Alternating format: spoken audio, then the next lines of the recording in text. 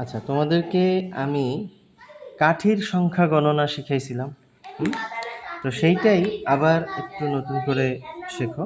দেখো, এইখানে যদি আমি একটা কাঠি দিই, মনে করি এটা একটা কাঠি, ম্যাচের কাঠি চেনো? এরকম ছোট একটা কাঠি। এই একটা কাঠি, এখানে কয়টা কাঠি বলো? একটা। তাই এই একের লিখতে গেলে আমরা কি সংখ্যা প্রতীক ব্যবহার করি? এই এক। হুম? এখন এই একের নাম কি বা কথায় আমি কিভাবে লিখি? এ ক এক। ঠিক আছে, এবার এখানে কয়টা কাঠি? দুইটা কাঠি। তা দুইটা কাঠিতে কয়টা লিখবো? দুই। আর এটার উচ্চারণ কিরকম? রস্যই, দুই। এরপরে এখানে কাঠি কয়টা? তিনটা। লিখবো কি? তিন। বানান দৈরসিকারে তিন, ন তিন। এখানে কয়টা কাঠি? চার। এখানে লিখবো চার। তাহলে চারে বানান জয়কারে চার, র চার। এরপরে চারটা কাঠি পর্যন্ত আমরা আসছি। এখন আমরা পঞ্চম কাঠিতে যদি যাই, যে একটা, দুইটা, তিনটা, চারটা, হ্যাঁ, এই চারটার পরে আর একটা কাঠি দিয়া, ধরো এই কাঠির মাথা থেকে এই কাঠির গোড়া পর্যন্ত যদি একটা কাঠি আঁকে দিই, তাইলে এটা একটা বুঝতে সুবিধা হয়। কয়টা কাঠি এখানে? পাঁচটা কাঠি। এটারে বলে বান্ডিল। একসাথে কতগুলো দিয়া পাঁচের বান্ডিল করা হয়। ঠিক আছে, এটা ট্যালি চিহ্ন। এটার কি চিহ্ন বলে? ট্যালি চিহ্ন। তাহলে এগুলো হচ্ছে ট্যালি চিহ্ন বা কাঠি চিহ্ন। তাহলে দেখো, এক, দুই, তিন, চার, আর এইদিকে একটা, কত হইলে? পাঁচ। তাহলে এই পাঁচ হলো এই। তাহলে এটা এই পয়াকারে পা, চ, পাঁচ, আর চন্দ্রবিন্দু আছে। ঠিক আছে, এই পাঁচ গেল না? এই পাঁচের পরে যদি আরেকটা কাঠি হই, যেমন এই দেখো, এক, দুই, তিন, চার, এই পাঁচ, পাঁচের বান্ডিল। পাঁচের বান্ডিলের পর আরেকটা কাঠি যোগ করলাম, তাহলে কত হইল? ছয়। তা ছয় হইল এই। ছয় কিভাবে লিখবো? ছ অন্ত্যেষ্টিয় ছয়। ঠিক আছে, তাহলে পাঁচের বান্ডিল কিভাবে লিখবো? এক, দুই, তিন, চার, পাঁচ। এই পাঁচ।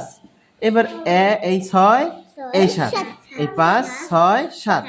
এখন এই সাত লিখলাম, সাত হচ্ছে এরকম।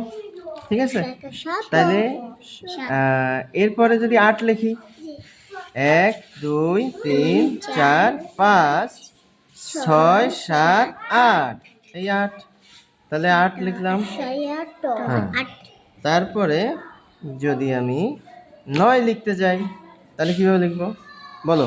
এক, দুই, তিন, চার, পাঁচ, পাঁচ দেবো আড়াআড়ি। তারপরে ছয়, সাত, আট, নয়। তাহলে এই পাঁচটা আর এই চারটা মিললে কত হয়? পাঁচ আর চার, নয়। তাহলে এই নয়, নয়ের বানান হচ্ছে ন অন্ত্যেষ্টিয় নয়। তারপরে যদি 10 লিখি, তাহলে পাঁচের বান্ডিল আর একটা পাঁচের বান্ডিল, দুইটা পাঁচের বান্ডিল দিলেই তো 10 হয়ে যায়। তাহলে দেখো, এক, দুই, তিন, চার, পাঁচ, এক, দুই, তিন, চার, পাঁচ, পাঁচ পাঁচ 10। আবার অথবা এভাবে গুনতে পারো, পাঁচ, ছয়, সাত, আট, নয়, 10, এই 10। তাহলে 10 এই কি? 10 শ। হুম। এরপরে যদি 11 লিখি, বলো তো 11 লিখবো কিভাবে? এখানে একটা লাগবে, পরে লিখি 11।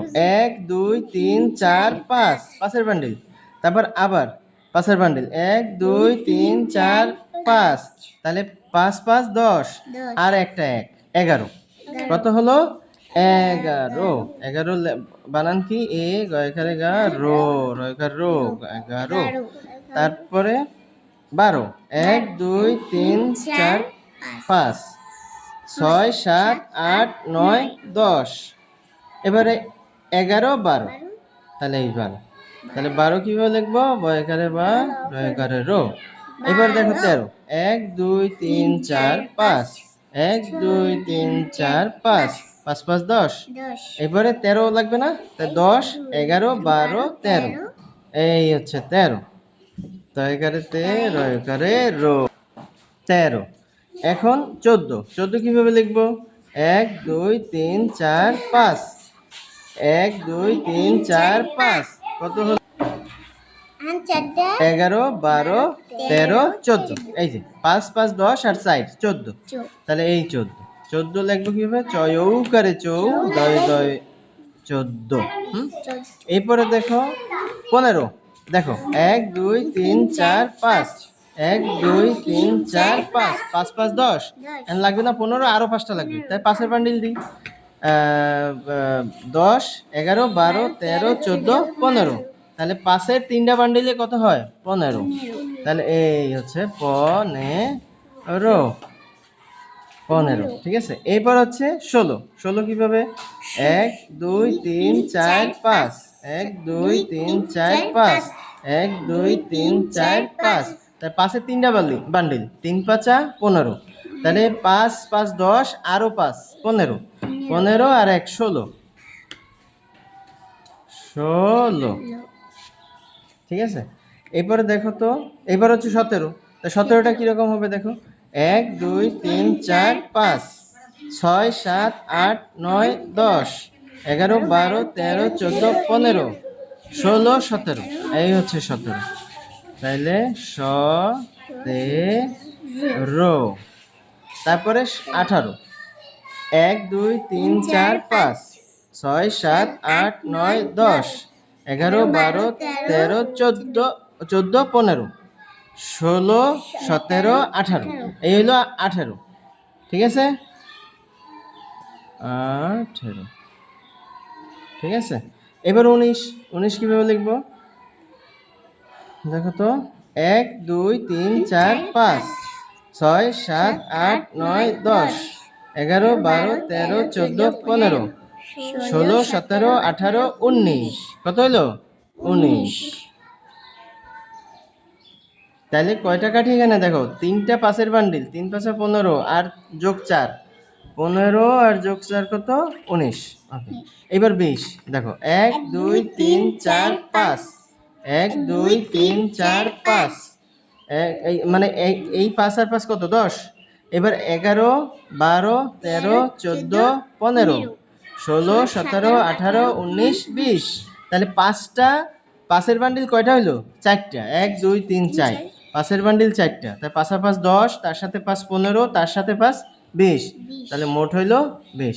তাহলে আমরা এই আজকে 1 থেকে 20 পর্যন্ত কাঠি সংখ্যা গুণে অঙ্ক চেনা শিখলাম, ঠিক আছে। ধন্যবাদ।